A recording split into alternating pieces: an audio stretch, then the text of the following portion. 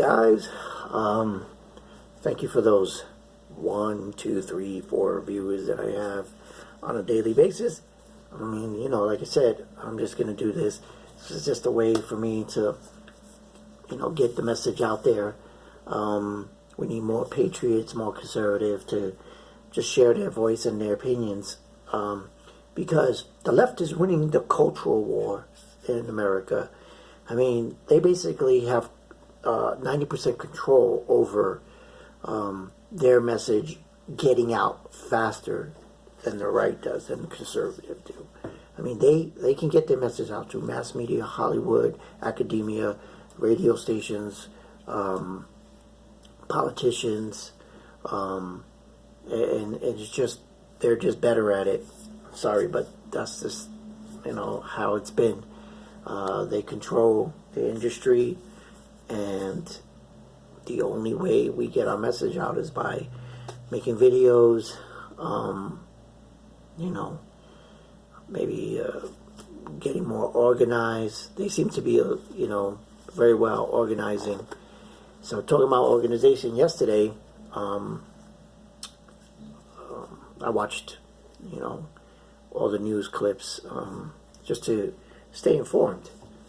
And, of course, Virginia had a rally on Martin Luther King holiday, and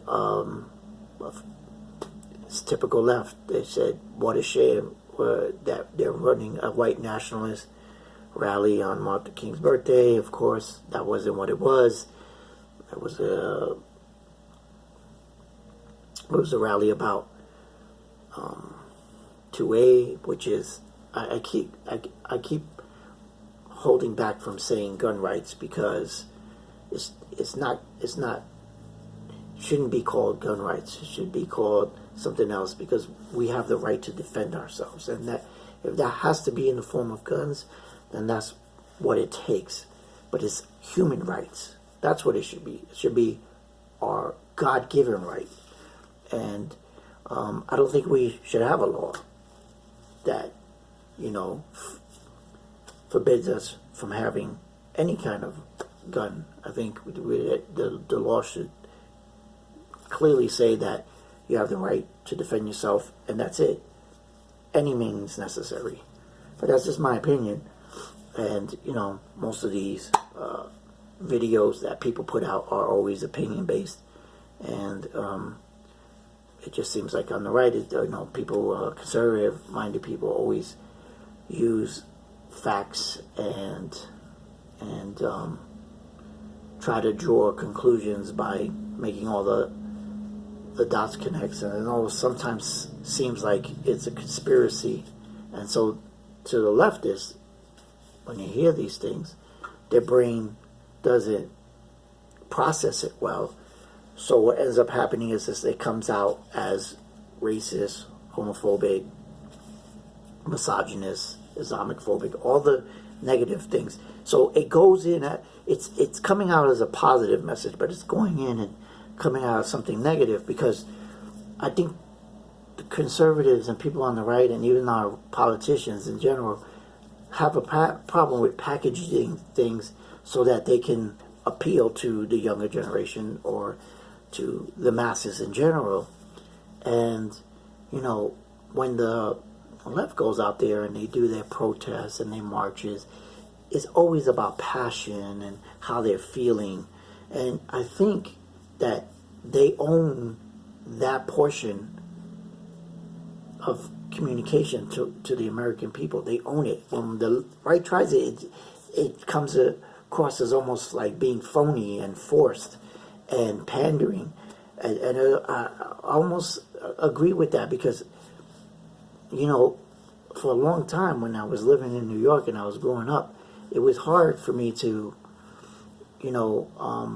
defend conservatism, because whenever I tried to debate somebody on it, it always came out kind of robotic.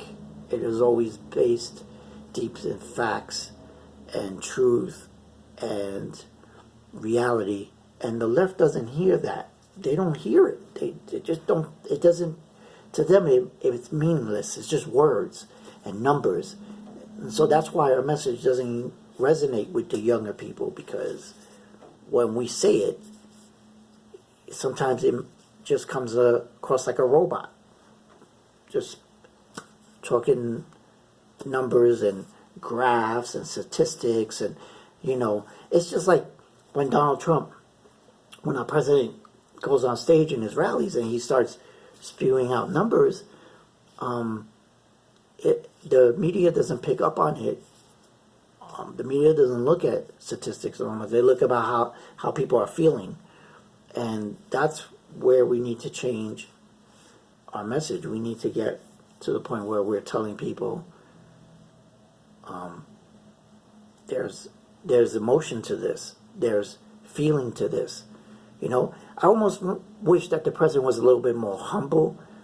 If he showed a little bit, like if he was like a little bit more laid back and humble instead of so boisterous, and then instead of like stretching the truth. I mean, he tells the truth, but then he stretches it to make it bombastic, to make it more granular and bigger and huger than it really is. And that's where the left stops listening. And parents, when they're talking to their children, their young adult children, their younger children, that's the first thing they're going to point at. Look how he lies. They're not going to point out the fact that what he's saying, the numbers that he's saying are facts. They're just going to say it's the way he's delivering the message that makes it seem disingenuous.